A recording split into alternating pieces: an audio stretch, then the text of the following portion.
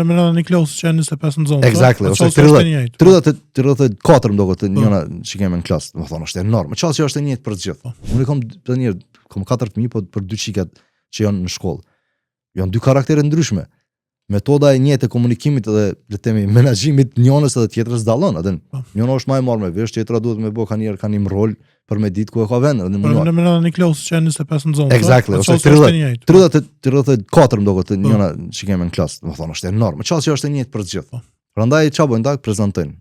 Ajo ma impresionu se e kret këtij diskutimi që po bëjmë për shkollimin, për shkollën si institucion. Oshi kush është sponzori pyetja? Në një përmendje origjinat. Origjina Otto von Bismarckin në Prusi, kur u kanë Prusia me Gjermaninë bashkë atë. Po ku ka marrë formatin e sotëm kjo? Pse kret dynjoja le të themi sot operon sipas këtij sistemi 200 vjeçar të vjetër, të pa renovum, okay, akoma.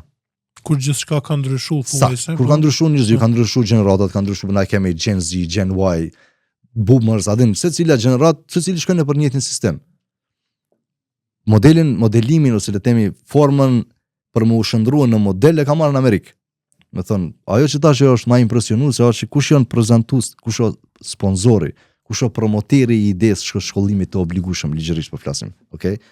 Edhe një herë me sqaru për audiencën, nuk po flasim kundër edukimit, po flasim kundër shkollimit të obligueshëm ligjërisht. Kush është promoteri? Është grupi i njëjtë, që e ka promovu edhe shkollimin e obligueshëm në Amerikë, që e ka promovu edhe punën për femna. Më thonë është i njëjti oktapod.